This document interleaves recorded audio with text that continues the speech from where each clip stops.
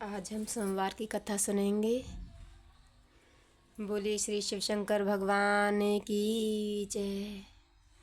श्री शिव परिवार की जय। ओम नमः शिवाय।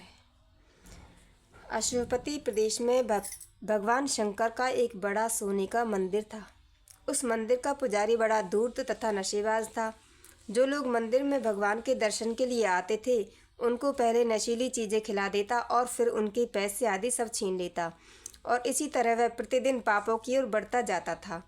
एक दिन रात के समय भगवान शंकर और पार्वती घूमने निकले। जब पुजारी का ऐसा हाल देखा तो पार्वती जी ने अप्रसन्न होकर कहा कि हे नीच, तूने मेरी पूजा जप तप त्याग पाप कमाना शुरू कर दिया है। जा तू मेरे शाप से कोढ़ी हो जा। पार्वती जी के शाप देने के साथ ही पुजारी कोढ़ी हो गया। फिर तो वह दुखी हो रोने और चिल्लाने लगा। भगवत कृपा से देवांगनाएं भी पुजारी की यह दशा देखने आईं और बोली, क्यों तुम्हारा यह हाल क्यों कर हुआ। इस पर पुजारी ने रो रो कर अपना सारा हाल कह सुनाया। इस पर देवांगनाओं ने दया करके कहा, हम तुम्हें एक उपाय बताती हैं, तू ध्यानपूर्वक सुन। 16 सोमवार का व्रत रखने से तेरा यह कोढ़ ठीक हो जाएगा और मुक्ति पाएगा। किसी एक सोमवार से व्रत आरंभ करो। पहले स्नान करके पवित्र वस्त्र धारण करो। अपने सामर्थ्य के अनुसार दान पुण्य करो। फिर आधा सेर गेहूं का आटा घी में भूनकर चूरमा बनाओ। फिर भगवान शंकर की मिट्टी की मूर्ति बनाओ। जब मूर्ति बन जाए तब शुद्ध जल से स्नान करा के दूध दही चावल रोली फल प्रसाद और जनेऊ पहनाओ।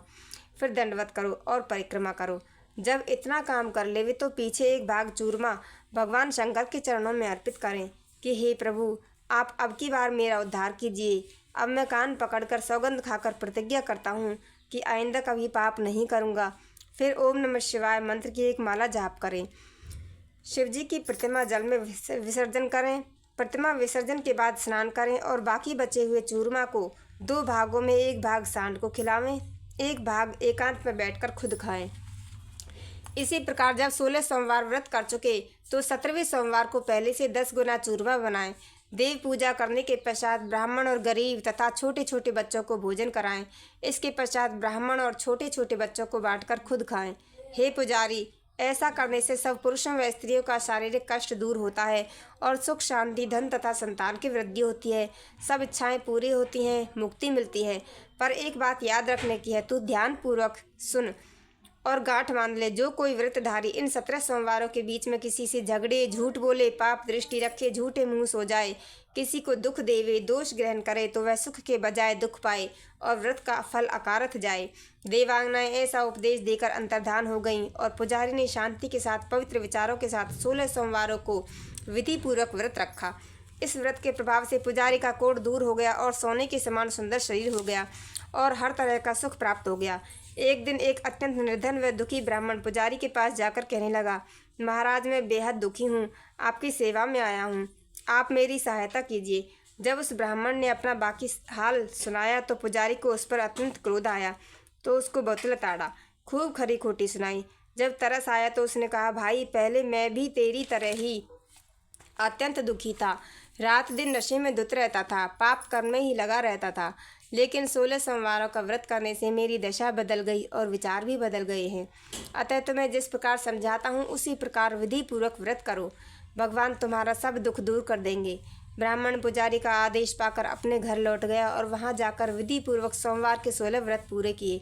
इसके पश्चात वह एक दिन किसी काम से नगर को गया तो वहाँ रूपवती तथा साक्षात लक्ष्मी स्वरूपा राजकुमारी का स्वयंवर रचा हुआ था। राजा ने घोषणा कर रखी थी कि मेरी हथेली जिस व्यक्ति के गले में माला डाल देगी उसी के साथ मैं राजकुमारी का विवाह करके आधा राजपाट दे दूंगा।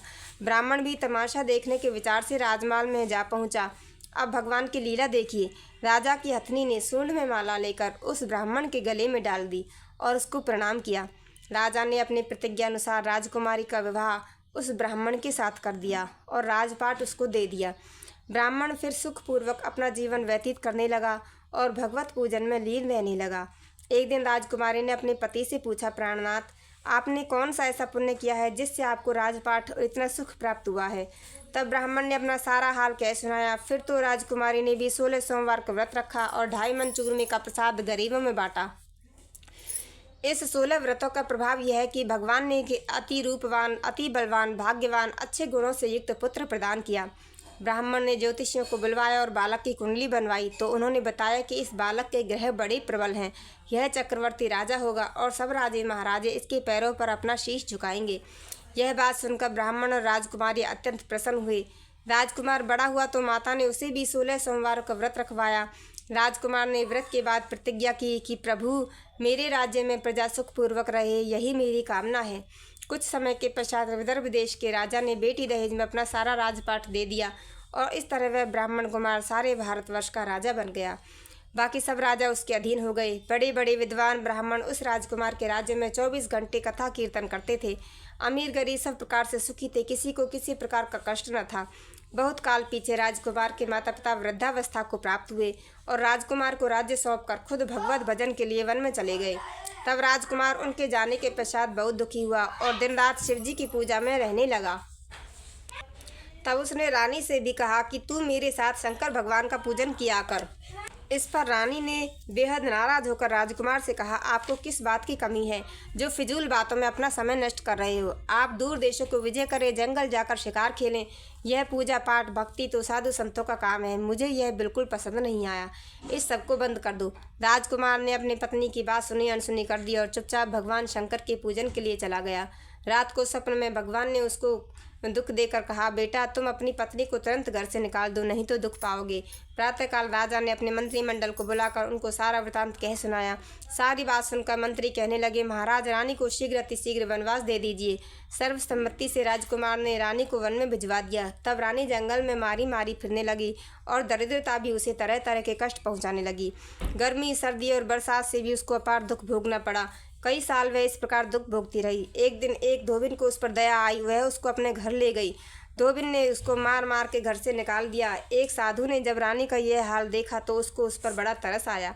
उसने भगवान शंकर से प्रार्थना की कि भोलेनाथ, शंकर देव, संसार का कल्याण करने वाले महाराज, इसके अपराध क्षमा कीजिए।